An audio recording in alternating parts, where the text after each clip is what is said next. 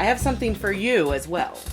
Okay. I thought we had to really create some ambiance to get me through this movie that I didn't know we were going to watch. Some coziness, some fall festive flair. First of all, a nice cinnamon chai cupcake candle. You just want to have that cozy feeling. Sure.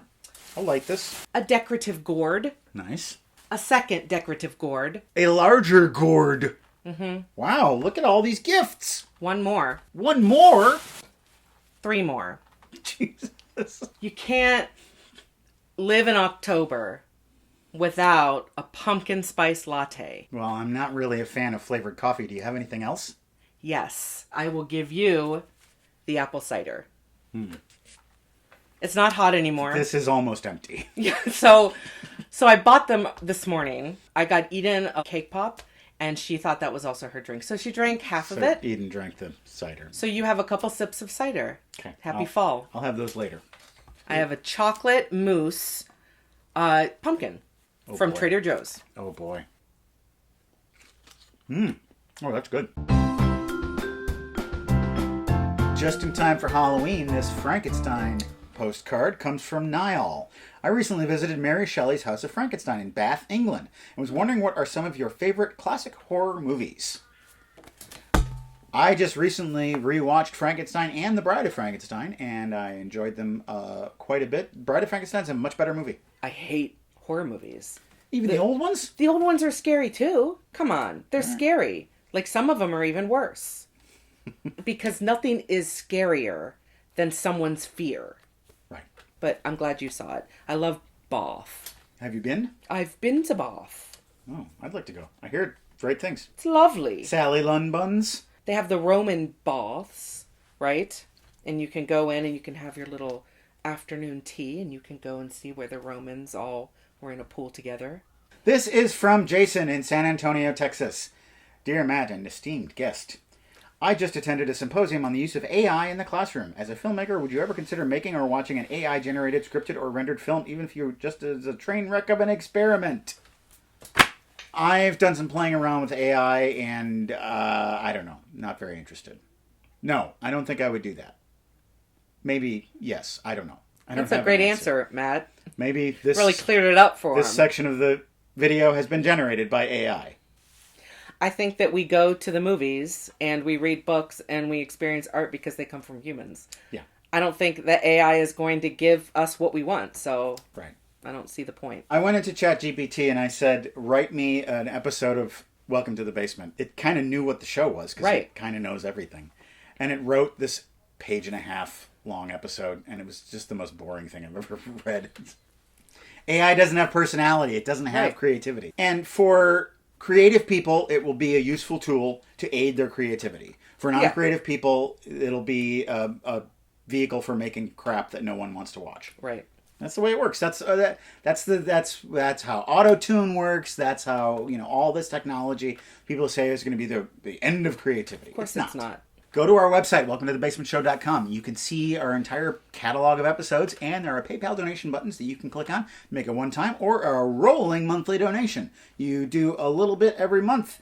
It helps us out. And here are some of our rolling monthly donors: Dan, Jonathan, Alexander, Bo, John, David, Kevin, Zach, Ann, Alessio, Mario, Michael, Eric, Stephanie, Jennifer, Ashton, Graham, Natalie, Sarah, Maura, and Ron. Some more rolling donors later in the show. Now, viewer questions. Ooh. I've got questions for Deb that I got from Facebook. This is what the fans want to know. Okay, let's do it. Chris Frank, as someone who grew up in or around Pittsburgh, what are some of your favorite places in the area? Now, how far away from Pittsburgh did you grow up? I lived about an hour and a half south of Pittsburgh. Okay, so that's like here to Milwaukee. Exactly. I used to love the Children's Museum in Pittsburgh when I was a kid. I loved Heinz Hall. My parents would take us to see the Nutcracker there. Squirrel Hill was always a very important place for us to go because that's where the Jewish Center is. Okay. So if we were having something like a bat mitzvah or some sort of event where our family was coming, that's where we would get the kosher trays and the Judea and the paraffin, all the stuff. Chandler Rabbitin, what movie scared you most when you were younger? In 5th grade. I watched Chucky and I have never been the same. It scared me so much that I would jump 5 feet from my bed into my bed because I couldn't take a chance of something being under it with a hammer. Oh my God, it was so scary. Okay, I will not show you the Chucky dolls that I have in that basket over there. Don't show me. Don't show me the Chucky dolls. Nope, I won't do it. Friday the 13th Part 2 for me. With the bag on, you get the bag on his head. Ooh. Yeah. Simon Smith. What's an argument you couldn't believe you had to have with another adult? I'm going to say this because my mom's not going to watch this. But I was trying to give her her password over the phone. Her password had a 0 in it. And I was trying to explain to her that to make the password harder, I put a 0 in instead of an O for that word. And by the end of the conversation, I was not sure if she knew that a 0 was a number. She just kept saying O with a line through it. And I'm like, do you think that this is an O or do you think it's a 0? Yeah. It's a 0. Well, how do I know? Because there's a line through it. Well, why would I put a line through it to make it a 0? And it was, I had to change the password. Why do you make the password so hard? Mom, I cannot explain that and trying to explain spam to her. Yeah. You can't click on that. Why? You can't click on that. Okay. We'll change the subject. Scott C.A. Yetman. What is your favorite Golden Girls episode and why? I do have several that I really love. Pick one. Okay. I love the 2-part episode where Dorothy has chronic fatigue syndrome. And it sounds like, why would that be? But it's funny. She's talking about something serious. She has this great scene at the end where she confronts the doctor in the restaurant. Her mom is ridiculous throughout it. It's very funny. And it's heartwarming. It's just great 2-parter. I love it. Alan Fushigi. A couple of unique books that I read when I was a kid that seemingly no one else did, but were influential sci-fi mysteries were The White Mountains and Interstellar Pig. Were there any unique books that you read as a kid that you felt like no one else did? I read Madeline L'Engle's Wrinkle in Time, which everybody's read. Yeah, right. I read that. But then I read all the rest. I read the whole trilogy. Did you? I've never met anyone else that read Swiftly Tilted Planet. We read it for school. Oh. And then there was one weird one that the twins were set in like Noah's time with the Ark. I didn't read that one. I read that one. No one I knew read those. I read the Great Brain books. Did you read the Great Brain books? Mm-mm. I feel like I'm the only person who knows about that. This young kid who's just really smart, and he's smarter than all of his peers, and so he sometimes takes advantage of them, and he tricks them. He tricks adults. It's interesting. Yeah. There's another book. This is really the one, and maybe the folks can help me out on this. Okay. There was a book where this group of neighborhood kids, they go to this old abandoned house in their neighborhood, and they decide that it's going to be their clubhouse. And so they go in there and they fix it up. And one of the kids has a collection of hats. So in every chapter, he's wearing a different hat because he collects them. I want to know what that book was. And that started your lifelong love of hats. Right, that's why I wear hats all the time. Last question. Therese Livingston, favorite children's movie? Least favorite? When my kids were small, they watched Shrek every day for 6 months, and I never got sick of it. And then they moved on to Beethoven 2. I get a nervous twitch just typing the name. Favorite one that you like to show your daughter? She doesn't watch movies. She's a highly sensitive kid, and the conflict in movies upsets her so much that she can't watch them. And there are several that I would love to share with her. Like all the Disney movies, her parents are dead right at the beginning. And it's like, well, that's not going to work. We want to see the wild robot that's out, but we know we can't. She'll get there eventually. Eventually. Got a Butterfinger? No, it's weird thing. It's like a foreign Butterfinger. It tastes like a Butterfinger, but it's a little more crumbly. You should try it. That's literally nothing like a Butterfinger.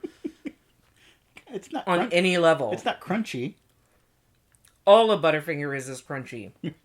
And there's chocolate on a Butterfinger.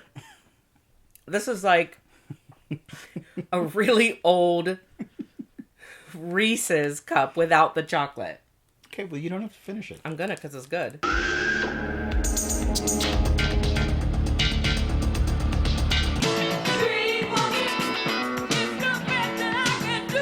Dream money.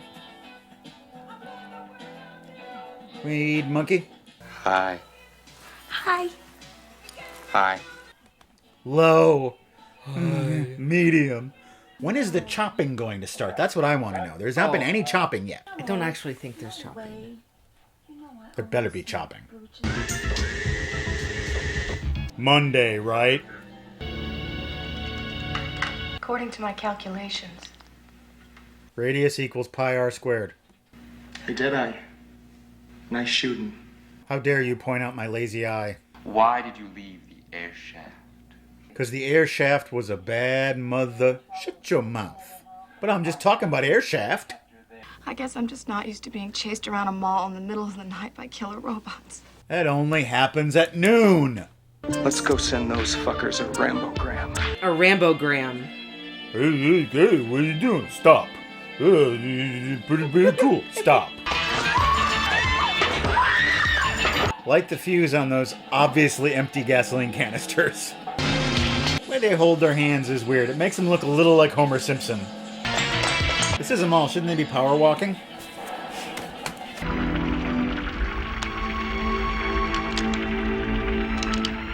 Huh. Maybe this could have chopped something. This is an envelope from Aaron in Hell's Kitchen. I wonder what's in it. Oh, I like these. I don't know if I've ever posed a viewer question, but I was at a movie-themed party recently and someone asked the group an interesting one. You're stuck on a desert island with a TV and a DVD player. Would you choose to have access to every movie made before 1970 or every movie made after 1970? After. You would pick after. Yeah. That's tough. I don't have an answer. After. I think I've seen more after.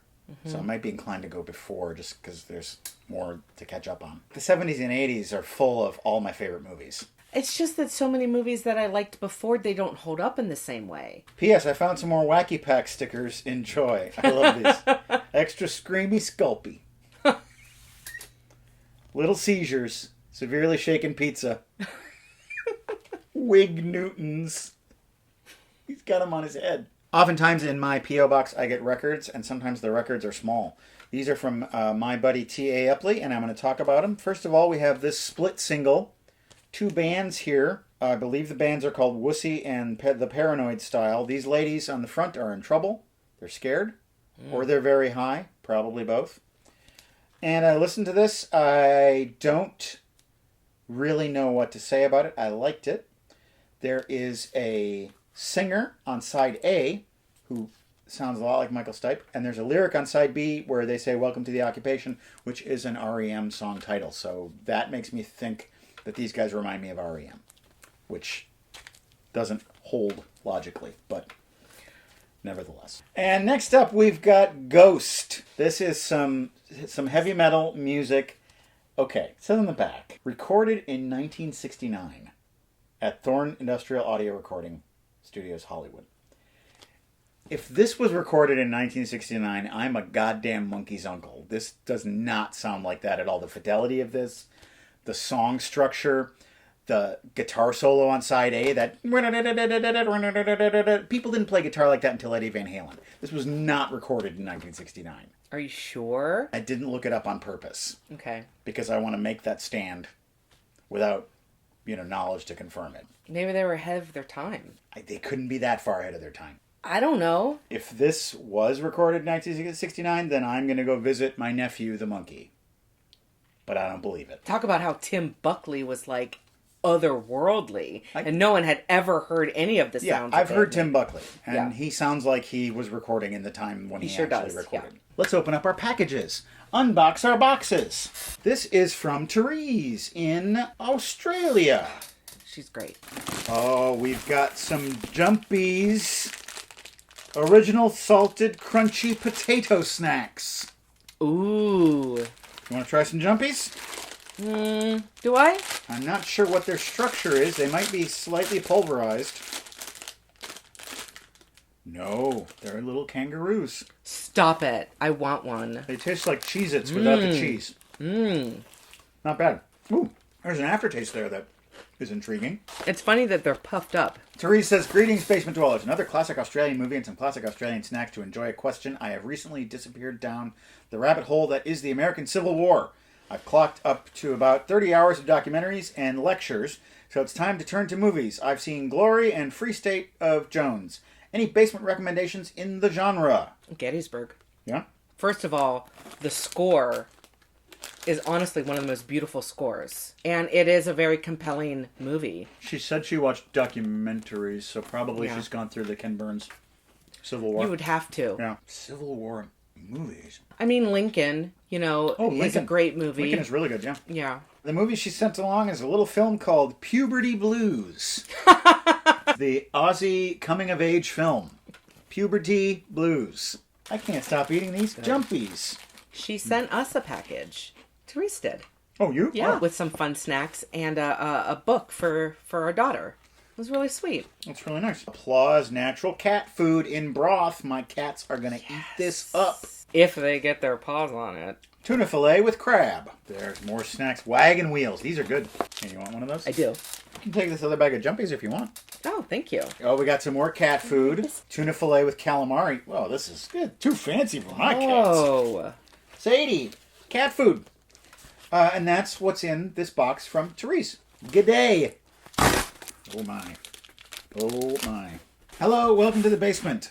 Slayer is playing reunion shows in September. So here's their classic third record, the most brutal thrash album under 29 minutes. From Tommy. I was forced to listen to this when I was an adolescent because my brother got into heavy metal. This is probably going to bring back Trauma. memories of being nervous. But I will listen to it. What's not? Oh yeah, Angel of Death. Yeah, Angel of Death. Yeah. Criminally Insane. Okay. Oh, this is a Polish pressing Ooh. of the Slayer classic. Nice. I will listen to it. I'll do it. Maybe I'll love it. Maybe I'll be just like, this is what I've needed. You know who else is going on a reunion tour? Oasis. They're already on it. Yeah, I'm saying, where's your album? You should be listening to Oasis, right? I'd listen to Oasis. No, Whitney. You didn't like them? I just said that sentence and he got mad.